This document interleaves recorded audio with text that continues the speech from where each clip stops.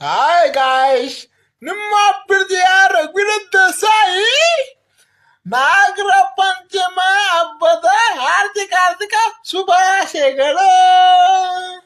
ಬಾರೋ ಬಾರೋ ನಾಗಪ್ಪ, ಬಂಗಾರದ ಕಳಶ ನೀನಪ್ಪ. ನಾಗಪ್ಪಗೆ ಹಾಲು ಎರೆರಿ, ನಾಗಪ್ಪಗೆ ಹಾಲು ಎರೆಯರಿ, ನಾಗರ ಪಂಚಮಿಯ ನಾಗಪ್ಪಗೆ ಹಾಲು ಎರೆಯರಿ. ಡೆಫಿನೆಟ್ ಆಗಿ ಇದೇನೋ ಕಿರಿಕೆ.